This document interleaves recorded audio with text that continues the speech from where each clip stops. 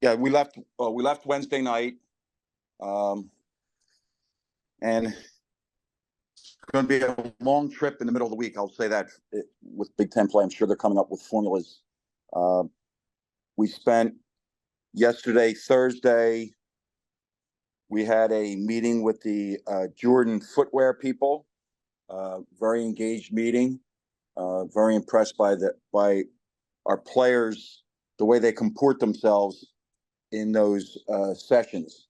We then toured Nike, and any of you that are wondering what the difference was between the Bahamas and Portland, it rained, and it was a cold rain. We walked the Nike campus. It's just amazing. Their attention to detail. They make it individualized. In LeBron's building, it's different than Tiger's building. It's different than Michael Jordan's building. And there are all these little idiosyncrasies that would apply to each one of those guys. Then we had a chance to practice on Mike Krzyzewski's building. We practiced on their court. And I guess the most humorous thing that happened was that we ended practice and we were on a time schedule. And we were moved off the court because pickleball was coming in. So it made me scratch my head. Unless Mike Krzyzewski is now really into pickleball, it was it gave me a little bit of humor. I don't know about anybody else caught that, but we were moved off the court, and we were done. But we were moved off the court. We will today pack up in Portland and travel down to Eugene and practice at Oregon this afternoon. Obviously, Pacific Coast time. So a lot of energy, a lot of excitement, and I really appreciate the players appreciating the educational experiences that they're getting. It's not just classroom, it's not just court, but it's all these other experiences that could change their lives. Were they able to join on with the Nike after their basketball careers? Hey Phil, we got the news yesterday that Juwan's gonna be back on the staff as an assistant coach or serving in an assistant role. I guess as far as your understanding, does this mean he's back full time, and will he be on the bench like in a coaching capacity for good moving forward? Don't know, don't know. I the coaching part, full capacity, practice games. The answer is yes. So every piece of the scouting report, every piece of the game plan will come through Jawan. Obviously, he has always made it a collaborative effort. What it means for Indiana on Tuesday night, I don't know that. My assumption is that we are now moving a step closer to where he will be fully engaged during the games. But I don't know enough medically about, what are his doctors saying? What's his family saying? What's the next step in that particular area? The players have positively, in a positive fashion, they've responded to his voice throughout these practice sessions. That's a good step forward. And I know it is unusual to have a head coach on the bench and he's not the acting head coach. I mean, can you kind of shed some light on how it worked last week in the Bahamas and I guess just how involved Juwan was during those games? Very, he was very involved, and we had to get our rhythm. It took us maybe about 15 minutes into the Memphis game where he and I kind of had our rhythm, and obviously Sadi and Howard Isley are engaged because Howard Isley has been calling the offensive sets. Sadi has been calling the defensive sets, the variations that we put in. So everybody kind of got a feel. And I thought about 15 minutes into the Memphis game, it was just, well, yeah, I get it.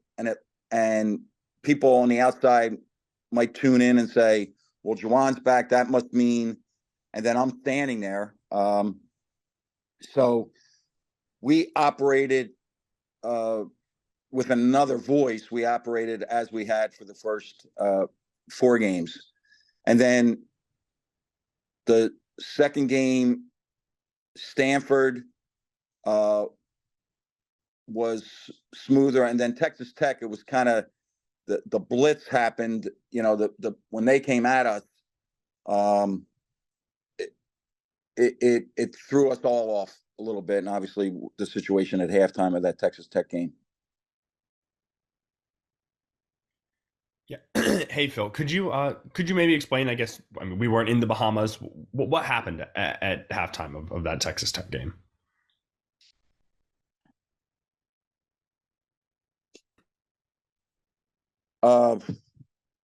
Obviously, there was a lot of frustration on our side because we were not playing well. Not that the game wasn't being refereed well, but there was frustration that we weren't playing well. The young man went up for a dunk, and to our view, hung on the rim.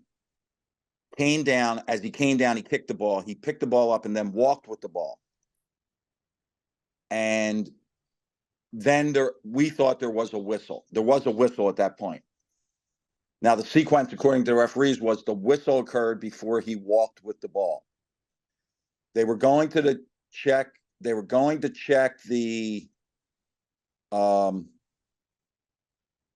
they were going to check for hanging on the rim. And it was our impression that we were at least getting the ball length of the floor. If not getting the ball, then getting the ball and a technical foul was also a possibility. So we were over there diagramming for a last-second play. When they came back, they were very abrupt in saying that it was Texas Tech's ball, inadvertent whistle. And there was little to no conversation or explanation. They get the ball in, they attack the rim, looks like a good block to us. They call goaltending. So now emotions are very high. Walking off the court, Jawan had an exchange with a referee. It was not, he verbalized, paraphrasing, he said it was not goaltending. The guy said, I'm going to look at it. And then there was like a little bit of a smart response about, why don't you stay and look at something to that effect. I didn't hear that part. Jawan reacted, and then the guy hit him quickly 2 in a row. Big picture.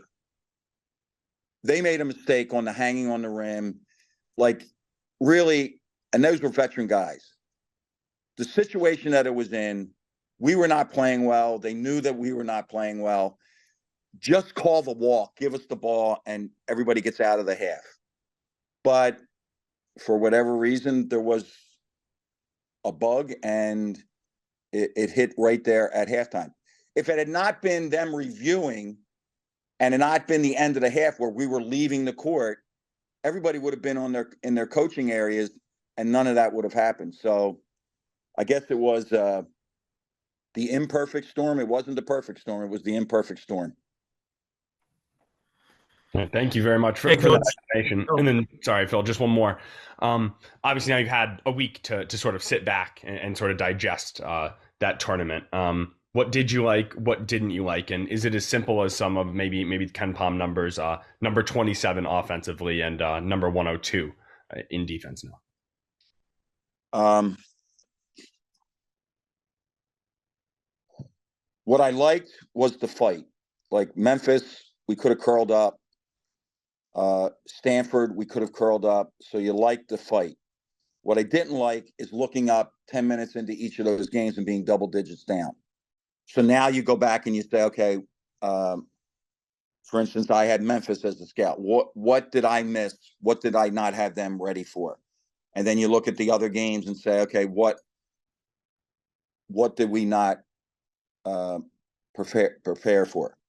One of the things, for instance, the Stanford game and the Texas Tech game were at night.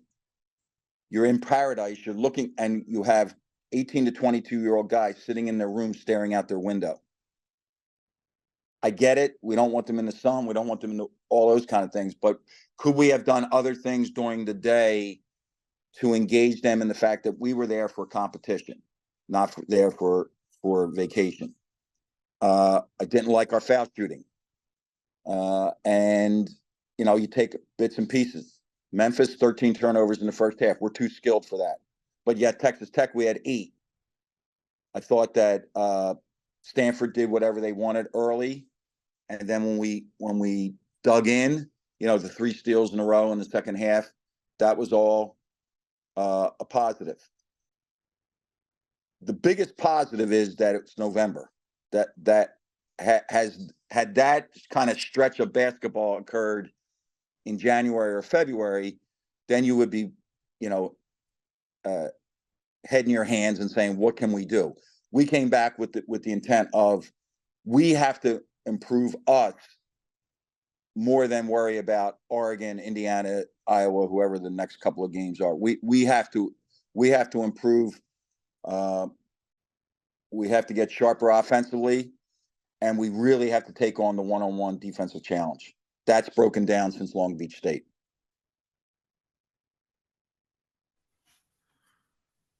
Next question. Hey, Coach. Just one quick one. Just wondering if you had any updates on Llewellyn and Jace Howard at the moment. Jace Howard is still he's on the side. Now I saw yesterday when we were practicing, he was doing some what they call non-weight bearing shooting. I don't know the exact timeline for his next appointment, and then what the next step would be beyond that. I guess this is 4 weeks out, and it was determined that it would be between 4 and 6 weeks. So he is with us. He is vocal during practice, but he's not physical during practice. Jalen Llewellyn, we've upped it a little bit. He's doing a little bit more competition. Leading into the Bahamas tournament, he was very involved with the scout team. We did not do that on this trip with him running the scout team. So he's getting a few more reps and a little bit more up and down. I think the biggest thing for Jalen is for him psychologically and for all of us, for him to fall down during practice, if that makes sense. He's got to get knocked down and get up and then, take the next step. But he has taken steps. He's completely different than what's today, December 1st, November 1st. He's just a different guy out there on December 1st. Hey, so I have a couple more questions. Obviously next year, Oregon's going to be one of the, the 4 Pac-12 schools that are joining the Big Ten. I don't think we ever got your thoughts on next year's expansion. I guess just what do you think about it, and what do you think those 4 schools are going to add to the basketball product?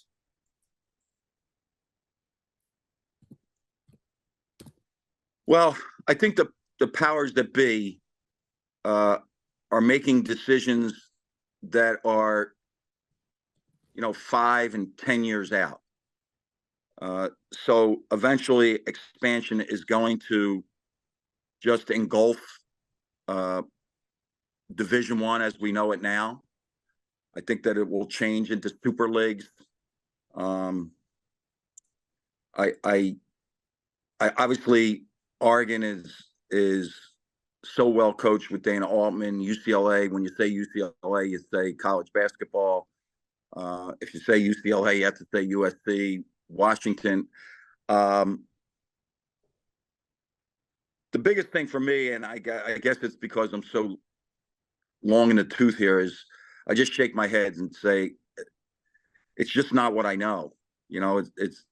It'll be new experiences, but I just don't get it. And then I take a step back and say, really, how in the hell does this make any sense for soccer? I don't know. I'm sure they have an answer. I don't know that and the people in the Big Ten office, I'm sure, are working to minimize impact on student athlete well-being and the impact it's going to have on them academically.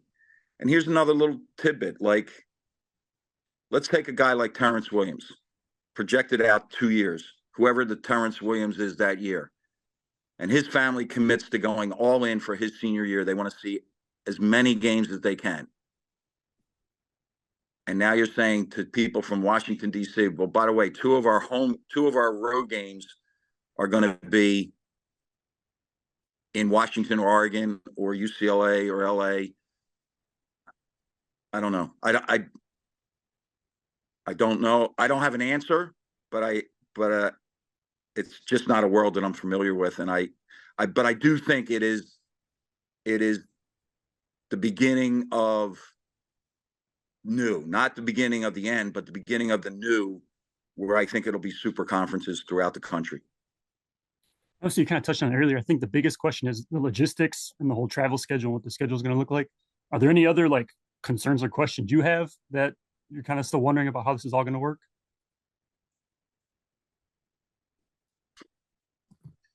Not to come immediately to mind. And I think like the easy answers don't satisfy me. Well, you'll go and you'll play UCLA on a Thursday and you'll play USC on a Saturday. Yeah, but we're used to 2 days of prep. And if you have to get to UCLA for a Thursday, it means you're leaving Wednesday. So now you have kids academically, and some of this is a byproduct of the pandemic. Like we went to this remote learning. And I guess educators would say, yeah, it seemed to work. I don't know that they have numbers that say it worked, but, teachers teaching remotely. Okay, so some kid's going to sit in LA studying his scouting report for UCLA and be sitting in philosophy class. Pie in the sky, in my opinion, but I just think the impact on their experience. Like, this is really neat. It's taken 2 days, but we're out here. When it becomes run of the mill going to Oregon or going to LA, have we lost a little bit of something with the experience, which is the college basketball experience? I have one final question going back to Juwan.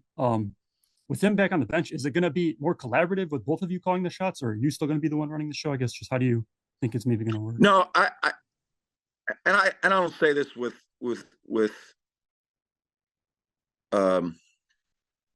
lack of ego or anything. I haven't called the shots. Sadi has called the defense. Howard Isley has called the offense. I've run out of bounds. I've done the substitutions, and I've called the timeouts. Okay. Now it'll be collaborative with what we've discussed. It'll be collaborative. Like if Juwan wants to see a certain guy in the game, and he didn't do any of that in the behind. He didn't grab a guy and put him in. He would say something to me, and then we would think about it. The timeouts I called in the Bahamas. So I don't think any of that will change. And he will be collaborative with Howard Isley because he has such an offensive mind. And they really have collaborated on this whole thing the whole way for 5 years. And we're still in discussion on the bench. Like hey, what do you think about this? There was a switch that we wanted to make in the Stanford game, and he and I talked about it and then gave it to Sadi. So I'll say this: it's unusual, but it will work. It will work because of our familiarity with each other over 5 years. Oregon is a team. They're on a 2-game losing streak right now. They've also had some injuries. Do you see this as kind of like an opportunity for a win to kind of bounce back after the tournament? Yes. Not because they're wounded in any way, but because they're really aggressive, they're really balanced, and you want to take a measure of your team. You've heard me say this before, like get a little blood in your mouth, yes, but also go on the road. Like you play at home and maybe you're into your feelings a little bit. You can get the crowd to help and lift you, and you have familiar faces. Well, we won't have a lot of familiar faces on Saturday, and we're playing a very, very aggressive team. That they come in here having scored 91 against Alabama. They play very aggressively defensively, and we didn't answer that well in the first half against Memphis. We didn't answer it at all against Texas Tech. So the opportunity to improve, and walk around with your head up, right? We have to stop walking around with our heads down and saying, "Oh, wow, I can't believe we came in sixth in the that's now gone. That's now gone, and now we have this wonderful opportunity on the road, and on the road is when you must be a tighter team." Anybody have anything else? All right, Coach, we'll wrap it up. Thanks for your time.